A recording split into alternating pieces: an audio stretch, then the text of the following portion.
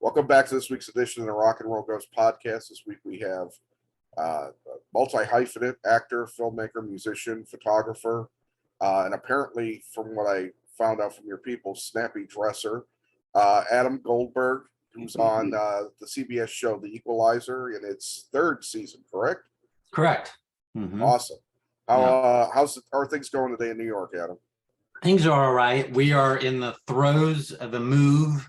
We're moving not far from here, but and we move quite often, so it's not as overwhelming for us as it might be for some novices, but a little hectic. Yeah, moving is never fun. Never fun. But we for a variety of reasons have done quite a bit of moving around in the last several years. So, we have it down to something like a science. That's awesome. Yeah. Well, let me start with The Equalizer. I actually just started kind of watching it just so I had a feel for the show before talking to you. Yeah. How did you first get approached to be on, or how did you get involved with the show to begin with? Well, I got a email, I guess, phone call, whatever, I think it was March 10th, 9th, 10th, 11th, 2020, saying you got an offer to play this role, but you'd have to be on a plane in New York in 3 days. Now, I don't know if you remember March 2020, yes. But yes. So I said, on a plane in New York, are you fucking insane? And then I said, no, thank you. I think we're about to be, I think it, might be in the midst of a apocalyptic lockdown. And so, so obviously a couple of days later we were, and then several months later, the offer resurfaced, and this was, it's really towards, I guess, the end of the year. So, I guess it called me in summer of that same year, and asked if we'd be willing to do it. And it was a kind of a difficult decision to make because we had sort of, speaking of moving, had just moved into our new house with 2 kids in LA, and I'm going to shut that off so that that's not disturbing. It was hard to sort of weigh the life decision against, whatever sort of creative decisions I would normally make, I guess, about, choosing to do something or not. And I'll never really be able to sort of, sort of bifurcate that and know and think of it in totally objective terms, because, by the end of that year, by the middle of that year, everything was so strange, and there was so little work, and what work there was just seemed terrifying. I mean, not the work itself, but the idea of going to work.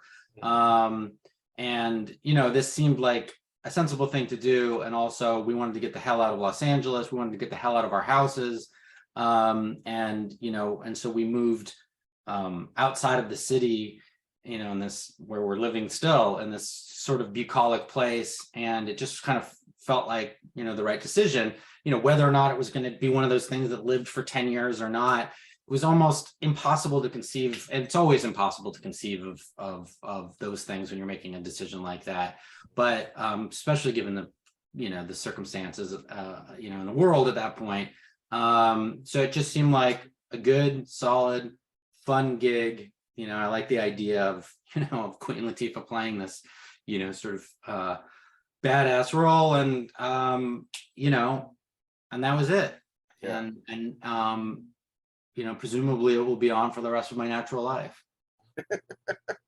Well, it's interesting because you're playing a hacker on it, and you had played one not too long before that. Is there something about you that screams hacker that you yeah, I mean, one would like to think no, but it seems unavoidable that I must be quiet, but be quietly, latently screaming hacker. I know it's a funny thing. I mean, I thought about that, but I was like, well, probably 11 people watched Taken. It was only on for a year. And so, here's an opportunity to do that role. like better or for longer. And yeah, look, I also played a sort of techie guy in Deja Vu. I think that I have a certain facility for, disseminating large swaths of information in with alacrity, and probably somewhere along the line, people picked up on that. I also think, when you've been doing something or when you've been acting, for 30 plus years, at a certain point, you're bound to repeat yourself. I've also played a bunch of cops, which, might not seem on the surface like something I would necessarily be doing, but I played certainly as many detectives and police officers as I've played criminals and psychos, as I've played hackers, right? So, Yeah. at some point you just, there's only so many roles. Yeah. Well, to jump a little bit backwards, you mentioned 30 plus year career. It blows my mind, because the first time I saw you, I think it's going to be obvious, I saw you in Dazed and Confused first. Mm-hmm. Yeah. And I still distinctly remember, I don't know how I heard about that film, because it wasn't really promoted very well. No, it was famously mishandled in its distribution. Yeah. Yeah, but I saw it in the theater with like maybe 2 other people. I distinctly remember seeing the movie. Yeah. And it was playing at a theater that's no longer there, but it's near where I live now, oddly enough. And I distinctly remember going to see the film and just being absolutely blown away by it. It's a cliche at this point. Everybody that was in that movie. Yeah. Yeah. That's a testament. Clearly it's a testament to Rick. It's a testament to Don Phillips, the sort of famous / infamous casting director, producer, who had discovered, I don't know, I don't like that word, but, who had... He pulled together the talent. Well, yeah, but he had famously cast Fast Times. Right. And so, there was this kind of like, he had a really unique way of approaching talent and, approaching casting. And it was a very, sort of inviting conversational way. They were general meetings, and I've personally in my career thrived in that context, and not so much in the, sit down in that chair, there's a light shining on you, and right. Hi, nice to meet you, and then be a dancing monkey. So yeah. Well, it's just funny, it's like, to think about that. It doesn't feel like 30 odd years ago. No, it sure as hell doesn't. It's pretty crazy. It's 30, I guess. Someone just told me, and it's weird that I wasn't thinking about it, I guess, but yeah, it's 30 years this summer it will have been released. Wow. Yeah, it's inconceivable. I remember going to I think it was actually a casting office, because it was one of those places where there were, entertainment magazines on the coffee table, when magazines and paper and stuff existed. And I was looking through some Entertainment Weekly or whatever it was, and it was like the 10th. Wait, is that possible in the 90s? Yeah, it was the 10th anniversary of Fast Times, and they had some sort of reunion photo. And Jesus, look at these people, and I just, I was always obsessed with mortality and with aging and, that kind of thing. And anyway, and I just thought,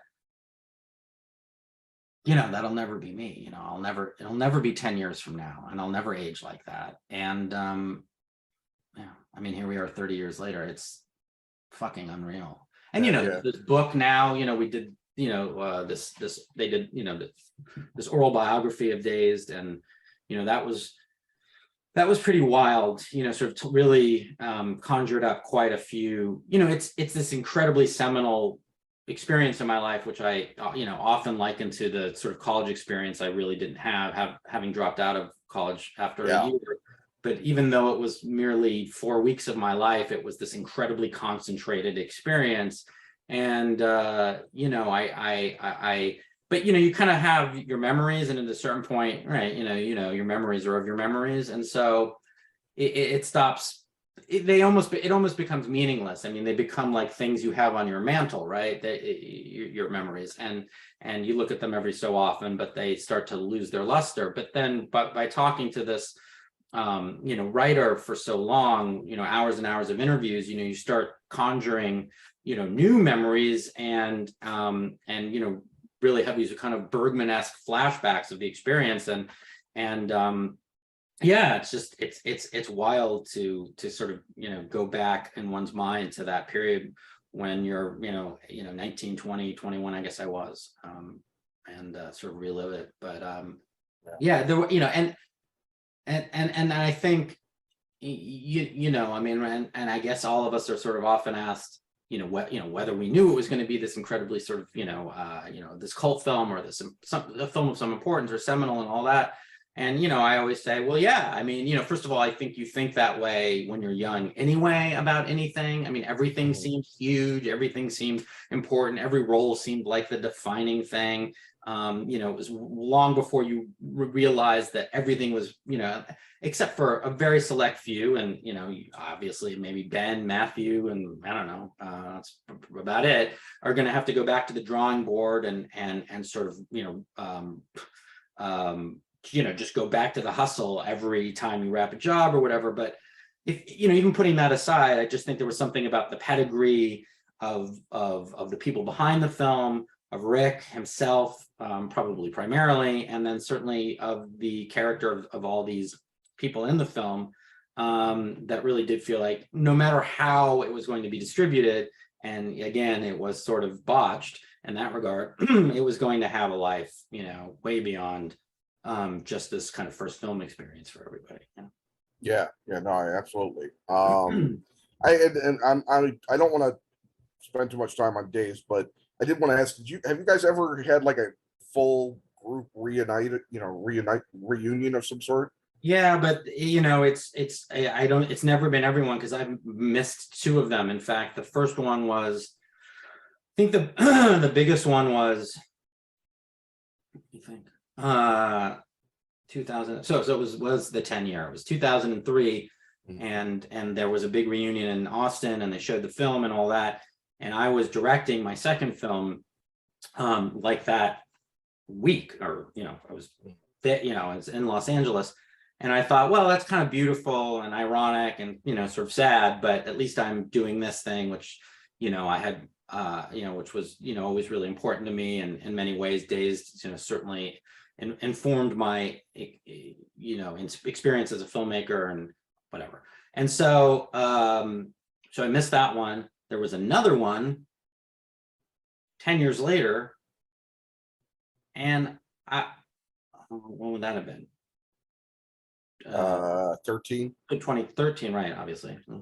Well, it took me a minute too, so I think I was directing my third film. I couldn't go to that. So that's when and so the closest I've ever been to or the most reunited it seems like we've ever been has been virtually, when we did this reading on as one of these Zoom readings that everybody was doing during the pandemic. All right. And it was for it was for voting awareness in Texas. And yeah, that was like the first time I'd seen everybody sort of in one place, save for a couple people, Yeah. You worked with some of the people again. Oh yeah, well, there was a while where we all fancied ourselves these sort of Cassavetes characters who were just going to continue to make these movies together for the rest of our lives. And I kept kind of trying to sort of initiate this idea of us being this kind of troupe, not that I was the only one but I not very long after making Dazed made this movie Scotch and Milk, and wrote roles for Nicky Katt and for Cole Hauser, for Rory. He wouldn't do it, and so I ended up casting Giovanni Ribisi, and he and I became collaborators, but Giovanni actually was there for part of the shooting of Dazed. And so yeah, I've every once in a while sit back and sort of catalog the amount of times I've worked with people from that film. Funnily, this might be more of a function of how often Matthew works, but yeah, I've done, I guess in some 3 movies with him, a couple with Ben, a couple with Rory, blah blah blah. Yeah, and and I just thought of this, and like I said, I didn't want to Oh, that's belabor fine. I mean, one I could film. talk about it forever, Yeah, it's a very rich, you know, subject in some ways. yeah. Well, Rick has a propensity of revisiting material. He did the Before series. He Boyhood. He took, Yeah. which is still one of the craziest experiments I've ever seen. No, to me, it's one of the greatest films of all time. And sort of slightly not annoyed, but I'm easily triggered. But I had actually, I didn't have this idea. My girlfriend at the time when we were shooting Dazed, Clea Lewis, she years and years later, she said to me, we should do this thing where we shoot a bunch of footage now and then shoot it and then finish the movie, in 30 years when we're old. And I was like, and so I kind of came up with an idea for it, which I actually still think is quite a good idea for a movie. But I was like, man, I just don't know that I'd have the patience to do that. And, God forbid one of us dies or whatever. But yeah, Rick basically did that. I mean, that man is zen as fuck. Yeah. Well, the thing I was getting at though is, has Rick ever floated, even as a theory or an idea, the idea of revisiting those guys 30 years on?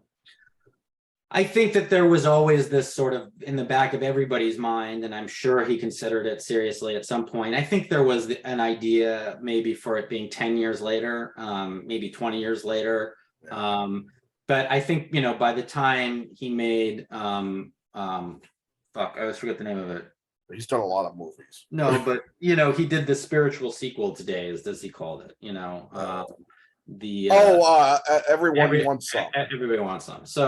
So that clearly was his exercising, that particular impulse. And what was weird is he invited me to the screening of it, the cast and crew screening. So this was whatever, a few years ago, and in LA. And so I go to this cast and crew screening, and of course I was invited to the cast and crew screening of Dazed.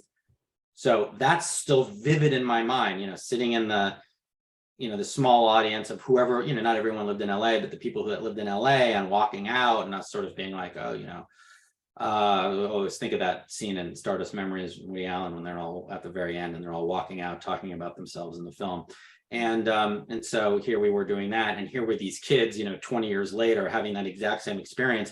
And it was fucking surreal because, it's always weird to watch a movie when you're looking at the people who are in the movie anyway. And so I was sort of in the back row, like looking at these kids watching themselves.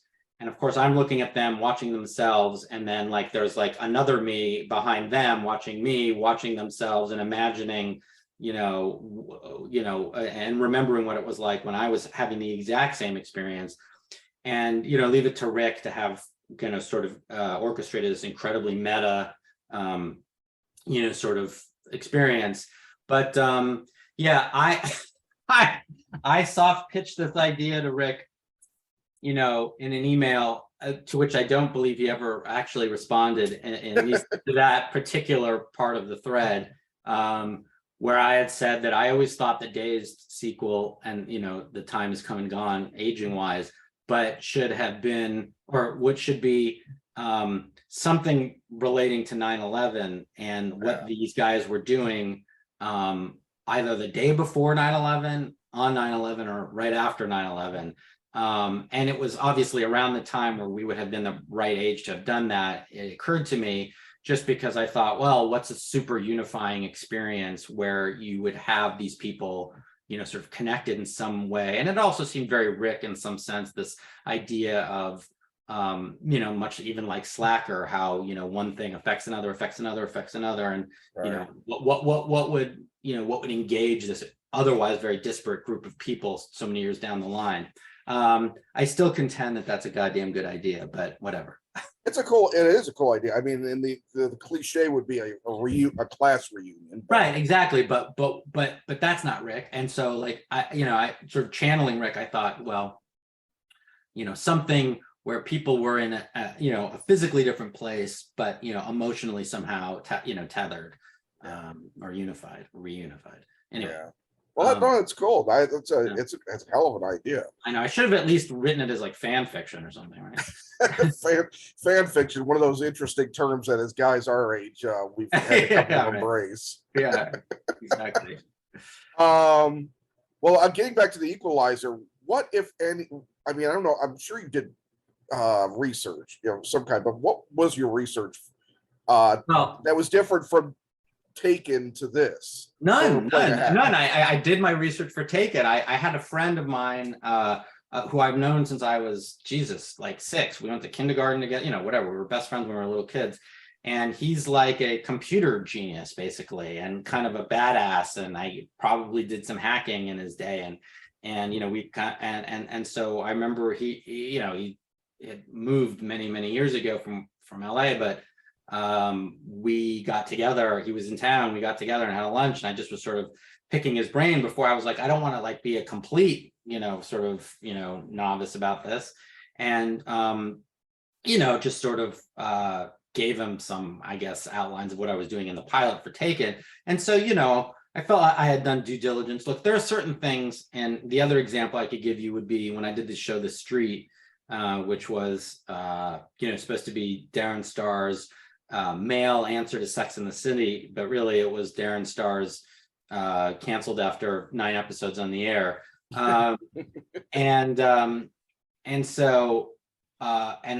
We play these guys and these Wall Street guys, and there's just a few things that will never penetrate my my intellect or my ability to wrap my head around them, and one of those things will probably be like computer engineering, and the other will probably be the stock market. And so I'm much more comfortable, for instance, playing a hitman or something. For all my intellectual pretense, I find that to be much more relatable than a numbers guy. And so at some point, and I've said this a couple times, and I don't even mean it in a cheeky way, doing roles like this, I find keep me intellectually really nimble. A very specific part of my intellect, which is that I need to understand what these guys are saying. I always need to understand what a character is saying, but it's more important in this case because there's nothing intuitive about it. For me, I can't improvise the way that I would naturally do, or read a script or read a line or read a scene. And if I know what's going on in that scene, I can memorize stuff pretty fast by just understanding what I'm doing. And so in this case, it's in a lot of information. We're shooting an incredibly concentrated period of time, and it's constantly, overlapping. So, the way these shows shoot, sometimes you're shooting 2 episodes at once, and, there's all this nomenclature and technology and all of that. And I just think what it does is it keeps me sort of neuroplastic in a way, which I think otherwise I'd probably be in definitely, could be, in fear of hardening at my age, so. Yeah. No, I hear you. I hear you on that. So anyway, it's I always find when I do these particular days of work where I'm doing 8 or 9 or 10, and the other day was 11 pages of really a lot of like, sort of tech and exposition and sort of plot dissemination. I have almost invariably like a migraine the next day. I get migraines, but it's like really strangely exhausting in a way that, like, I don't know, a more emotional, sort of. I get you. I have the same trouble, like trying to read legalese or trying to do math. Everybody's brain is so different. Oh yeah. For what they can process easily and what they can't process as easily. Yeah, totally. But it's in the early days, particularly with Taken, I was so nervous because there was such an enormous page count, And I just thought, there's just no way I'll be able, because it's, you know, they're essentially monologues. I mean, you have a script supervisor half the time on the other end of, you know, sitting there. It's not, you know, Queen isn't, you know, that's, you know, I'm talking on a telephone, or I'm talking, you know, there's a green screen, and it's not, you know, you're not often engaging with another human being. And so it's these kind of, you know, sort of strange soliloquies in this dark room. But you know, as time has gone on, I really do think my brain has become a little bit more, you know, a little bit more malleable. And so in that regard, I think it's a good, it's a good exercise, you know, and it pays well. Well, that's always good too, especially when you have a family. Yeah, no shit.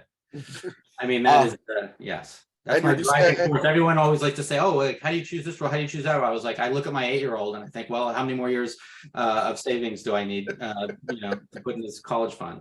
That's how I choose. Well, isn't that kind of like a two, you know, double-edged sword in a way, that like you're an artist, you've made your own films, you make your own music, you know, you're a photographer, so you're more, I'm guessing in your mind, you're more of a kind of like a traditional artist a lot of way in terms of how you process things. But you've also had success of a lot of, you know, a lot of different ways being just an actor. Yeah. So then you have to realize, okay, well, not that you do things strictly for the money, but you do realize that in order to provide, you can't ignore what your success actually is, right?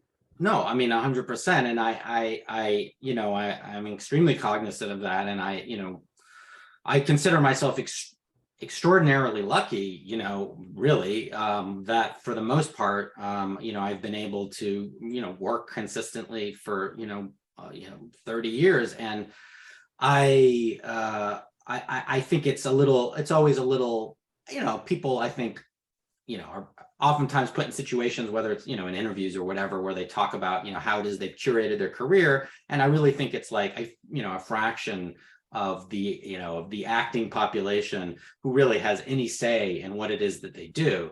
Right. The things I fought for hard, for the most part, exist in a kind of sliding doors parallel universe. And I didn't get those roles, or didn't get that movie made, or didn't get, you know, that television show I wrote on the air, you know, and the rest of the stuff came to me, you know, chose me. I didn't necessarily choose it. I mean, sometimes you have, you know, I'm not saying I haven't passed on anything, but you know, and certainly when you're younger, you can be slightly more reckless, and at a certain point, obviously you can't. I mean, you have to be extremely, you know, careful about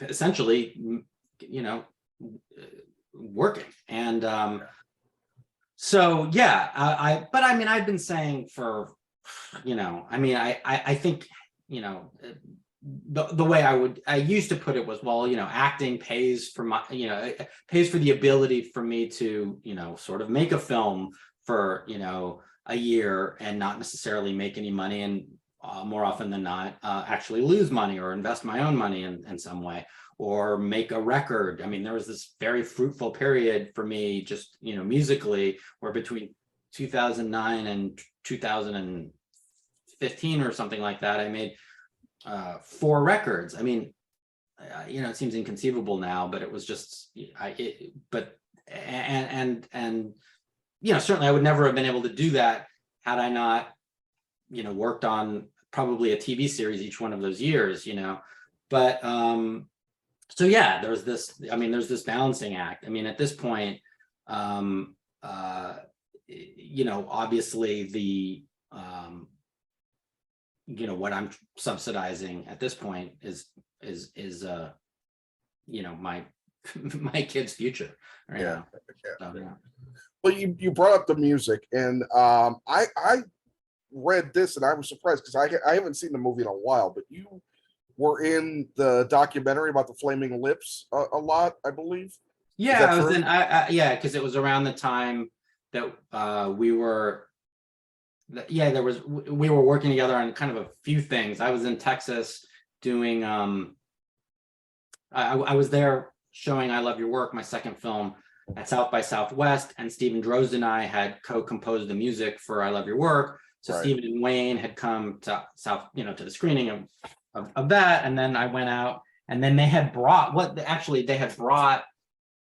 their Christmas on Mars set from Oklahoma outside of Austin, where I guess their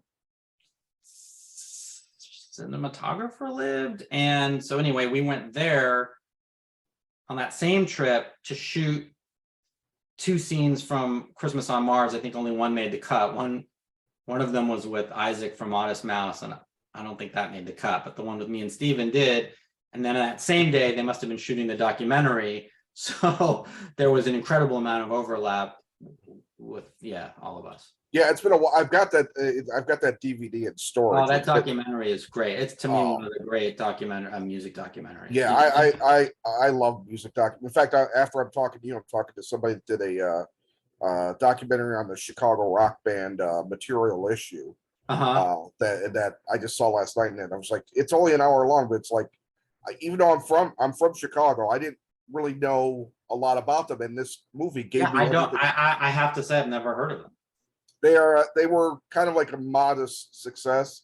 Mm-hmm. They've had a lot of good power pop kind of rock songs. Yeah, and they came out just before like Nirvana did, so they kind of got swept under the rug a bit. Right. Yeah, really good band.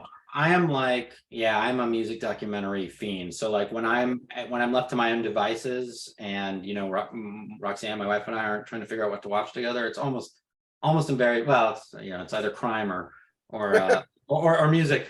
And no, but I think that Flaming Lips one, though it kind of gets lumped in a little bit with the Daniel Johnston one, and and I think there's something slightly dangerous about that, because Wayne is like all there. I mean, and he's in control of the weirdness. Yeah. He's less weird than he's making things weird. Right. But because they're so expansive, same with the Rocky Erickson one, which was actually that's a good one. Did you ever get to see him perform live?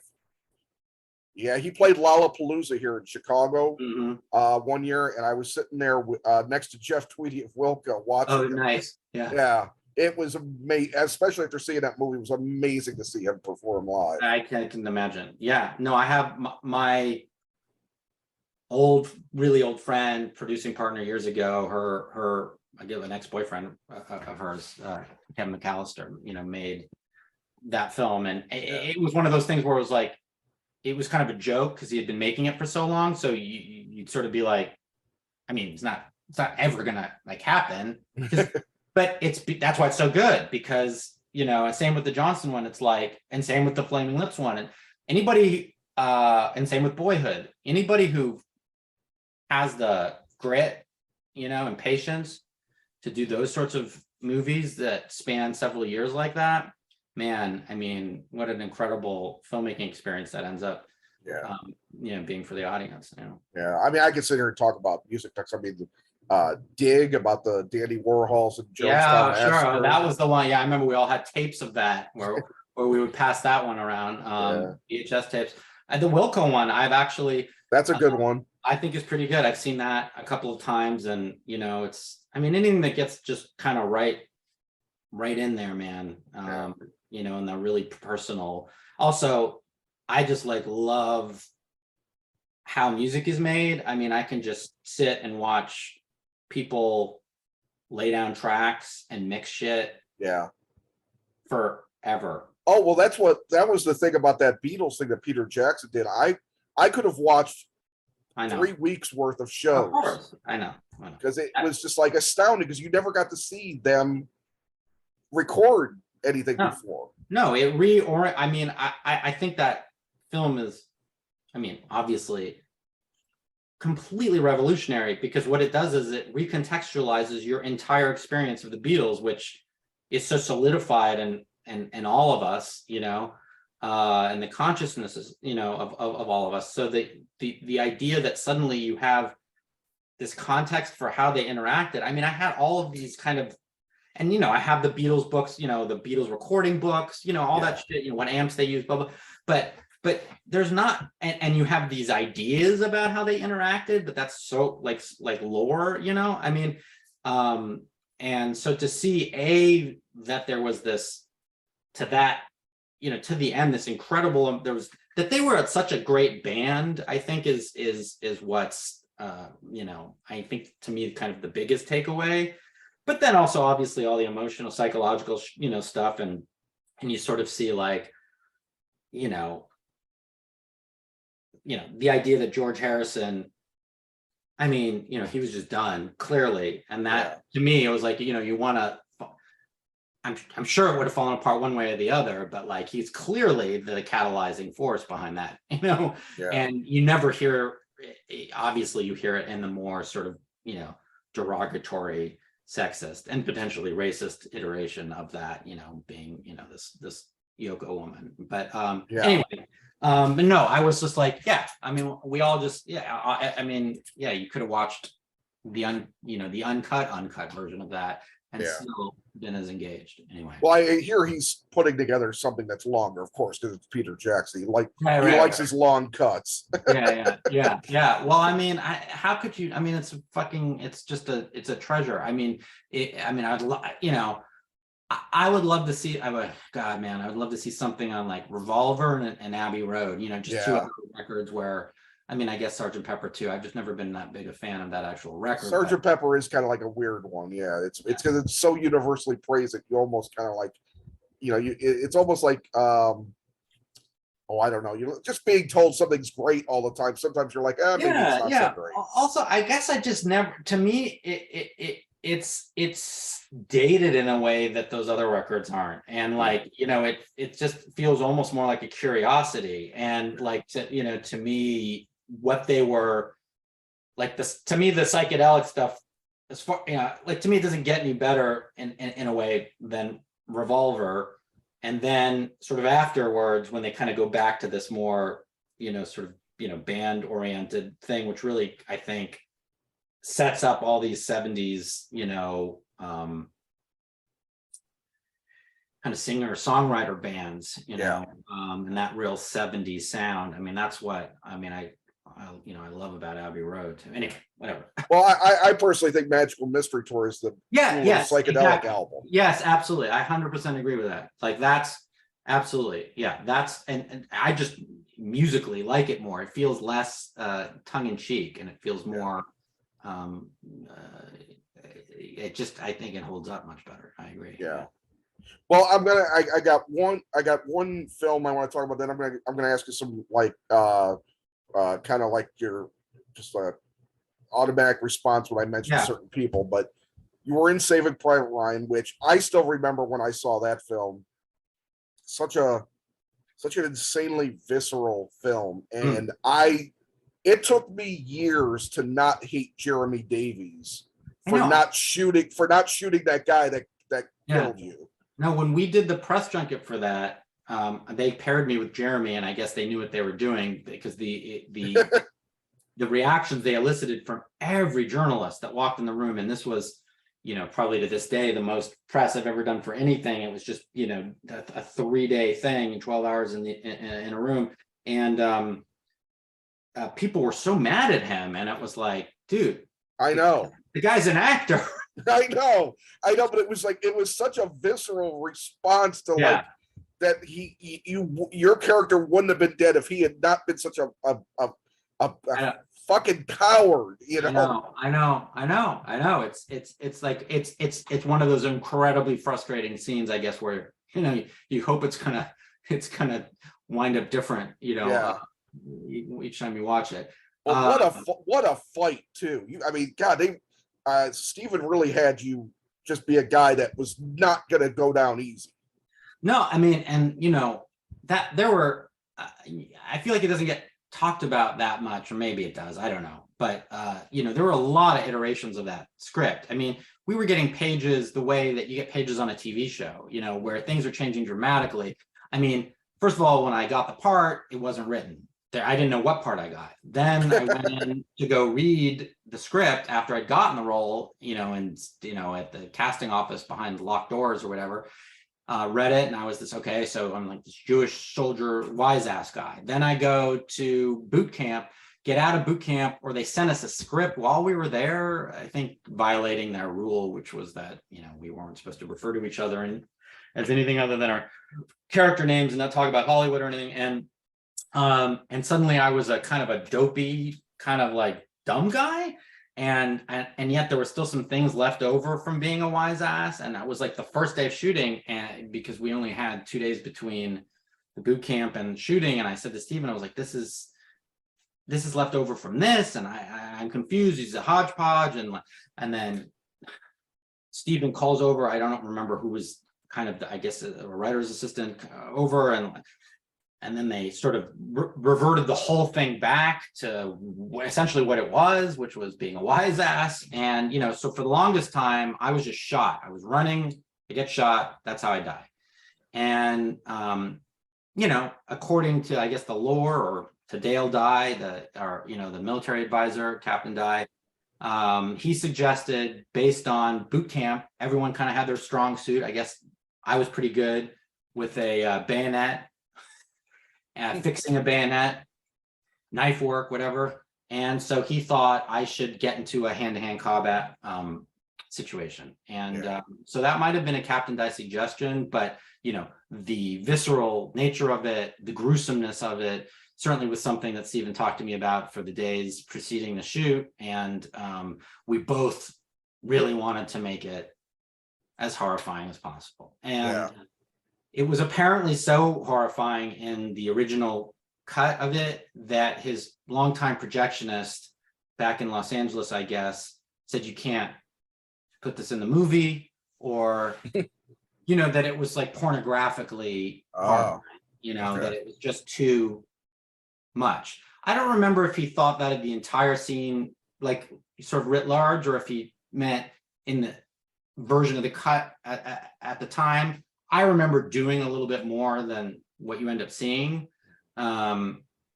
even more sounds and talking and stuff like that. So maybe that was still in there. I don't know. I do know that my mother has never seen it since the premiere and got mad at me after the movie as we were fucking leaving, right? Like the biggest night of my life. And I was like, don't you ever invite me to a premiere like that again, or don't you ever invite me to a movie like where you die like that, So I was like, didn't they? My grandma was there, but she didn't say. She was like, it's great, you were great. But so I mean, and I remember being sort of surprised because, like, and this was of course during a period where, Jesus, man, I was just like, you're so hungry for something to sort of change the trajectory of your career and all that stuff, you know. I just read every single review, and certainly there were a lot of reviews that said, the first and the last sequence, or incredibly, sort of revolutionary in a sense, in the way that war is depicted, and but there's this kind of sort of conventional narrative, and the characters are sort of two-dimensional and that sort of thing. And I remember being sort of shocked that scene wasn't mentioned, and I don't know if it's because it's considered a spoiler, or not. But then as years would go on, it was just referenced more and more and more. And it's funny because, I was on Twitter for a long time until pretty much Elon Musk, and I finally just deleted it a few months ago. And I would always see my name come up when in response, and I always knew what it was. They would say the Adam Goldberg scene, or it would say Adam Goldberg's death, and it would be this question, which seems like the extremely popular question on Twitter, or film Twitter. I don't know why. Everyone asks it as though it had never been asked before. What's the most harrowing death scene you've ever seen in a movie, or what's the most harrowing scene ever? And so I would see that a lot, and I would talk to people for whom it affected them so deeply. They would say for years. And it's interesting because it's not as though I didn't know that was obviously extremely affecting and harrowing. but you know, for me, that was just like a fucking dream come true. Like I had the best day ever. Yeah. Like it was really hard physically to do the scene. I don't know if you know, but they built a prosthetic chest and legs. Okay. And so my arms were real, but my legs were going like this, like someone was controlling some fake legs, and I was standing, and they built something beneath the floor, so I was standing like this and leaning back like this for, you know, whatever, 8 hours. Ugh. And at least for the plunging part, and the chest is obviously fake and whatever.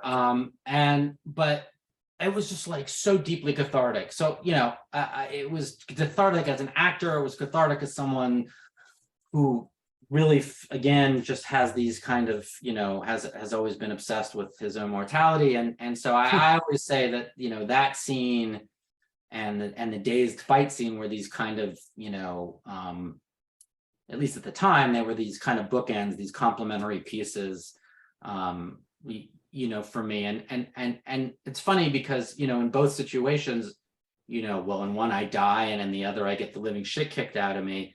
And it's also somewhat ironic, you know, and sort of back to Twitter, white supremacists largely would like to use those two scenes as ammunition in terms of like attacking me or attacking my Jewishness. And I would always say, I would be like they would show me a gif of me getting stabbed, like, I love this scene, you know, whatever. Yeah. Like, yeah, I go, me too. It really put me on the map, dummy. Like 2 of the greatest days of my life. Thanks for reminding me. But there's something about I don't know. There's something about fighting for your life on film, which just always and even when, you know, Rick had asked me which role I wanted to play, Mike or Tony in Dazed and Confused, and I said, you know, I had this like real chip on my shoulder, you know, and I said, I said, Mike. He's like, yeah, no, I think so too. And I was like, and it was a smaller role kind of at the time, but there was that fight scene that was definitely still in that script. And you know, I really wanted to I like working those things out on film. I mean, I think that's why I became an actor. And then every once in a while you get an opportunity to sort of exercise these demons, or you know, have some kind of emotional catharsis on film, and it's really crazy feeling, you know. It's you know, it's obvious, it's therapeutic, I guess, you know. Anyway. No, that's awesome. It's really cool because, like I said, it's one of those. It is visceral. It's not like, you know, kung fu crap. It's you know, just two regular people thrusted in this insane war. Right. You know, and one of them doesn't want to. You know, both of them don't want to die. Yeah, both don't want to die. Period. Yeah. I mean, that's at the end of the day what war is. Yeah. I mean, you know, it becomes something else, obviously. And I'm sure when it's not hand to hand, it can be, you know, it's probably much easier to demonize, you know, the enemy ideologically. But, you know, in that case, it's obviously, like you say, it's just two human beings trying not to die. Yeah. Yeah. Well, one more thing related to Saving Private Ryan, and I'll close out with some easy ones. Yeah. I don't know how well you guys got along, but you've probably heard about Tom Sizemore. What was your relationship with Tom like? And I mean, for me, I've interviewed him a couple times. I know he's had his troubles, but he was always a good guy to me. And I am astonished that after today he will not be on this earth. Well, yeah, I mean, that was a tough experience, I think. We were all pretty close. And for a while, you know, who was close with him was Jeremy. I don't remember why they knew each other or were friends. You know, and Tom was always friendly to me, but I mean, he was really obviously struggling. I mean, I mean, there was sort of no doubt about it. And and things got confrontational between almost every one of us and him. Really? I mean, yeah. I mean, something pretty minor at boot camp between me and him, all the way up to like a shoving match. I think he was having a hard time. He had made some deal with Steven, about being straight and all that, sober, and I'm sure. Look, I don't know. It was hard. Yeah. And I obviously he, I mean, he could be extremely funny too. I mean, there was definitely like a lot of laughs. I remember being in a foxhole with him in a scene that was cut out, and I broke my toe. But where he's telling me the craziest shit, like in this foxhole, like before each take, totally irrespective of what we were doing. Just crazy, weird Hollywood shit. And and so there's a lot of that. And like he was always on the phone with De Niro, but I don't know now whether that had something to do. I don't know. Actually, it's weird you mentioned it, because the last time we talked was a couple of years ago, and he mentioned that De Niro was always checking on him and offered to send him to rehab and fly him and take care of it. That must have been what it was. I don't. Yeah, it almost felt like he was a sponsor or something, but I don't know that De Niro was in the program or whatever. No, I don't know either. Yeah, I feel like I'd know that, and I don't think he is. But yeah, you're right. That probably was what was going on. I mean, yeah.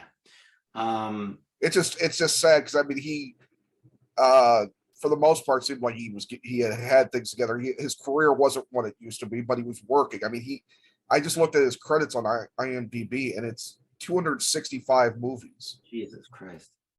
Yeah, I mean, yeah.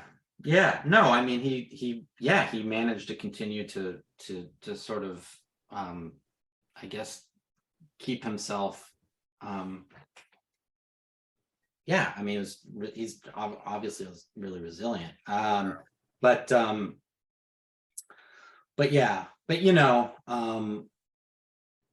and he's obviously great in that movie. I mean, it's just that kind of thing where personally, his personal problems just overshadowed working with him a lot. Yeah, I mean, and and I think we were all in the same place, but he wasn't, and there was that too. We were all otherwise.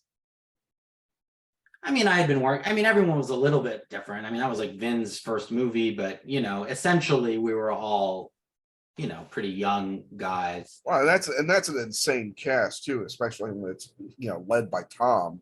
Tom Hanks. Well, and Hanks was like, it's funny. You can't think of two more different guys than Tom Hanks and Russell Crowe, and yet my experience with them both was really similar, which was, that there was a very paternalistic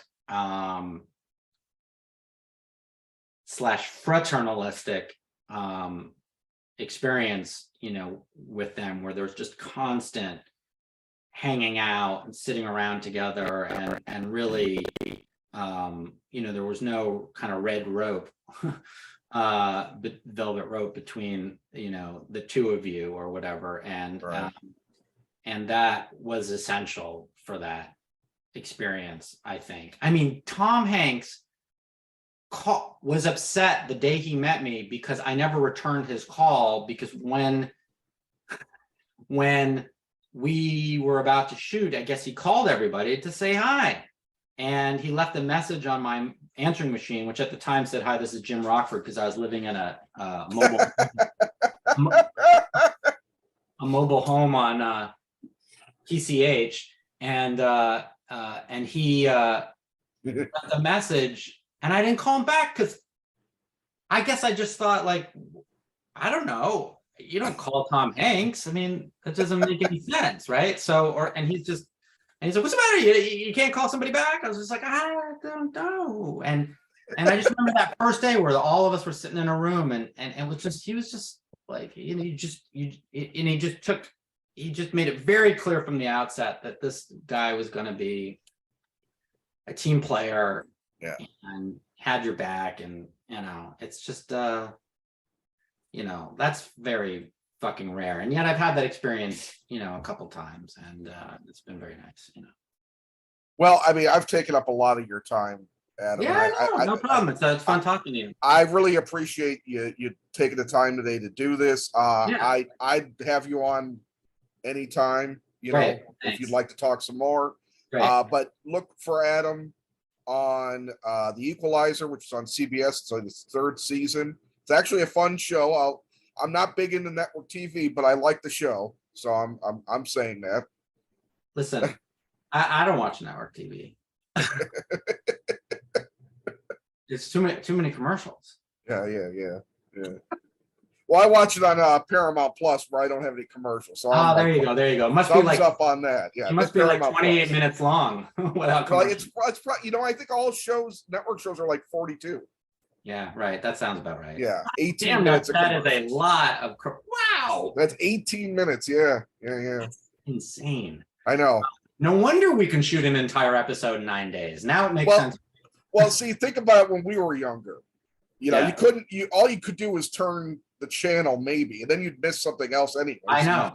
You left it on one channel. Boop boop boop. You would do that thing. Yeah. Yeah. All right, old guys talking TV. Yeah. Before there were cell phones and computers. Yes, right. And you had the phone in the kitchen with the 30-foot cord that you could go to downstairs to the basement with. That's right. And we had to do our homework in the dark. Well, thank you again, Adam. I had a lot of fun talking to you. You were just a great guest. I wish you luck. Good luck with the move too. Thank you, man. I appreciate it, and fun talking to you. All right. You have a good rest of your day. Take care. You too. All right. Bye-bye.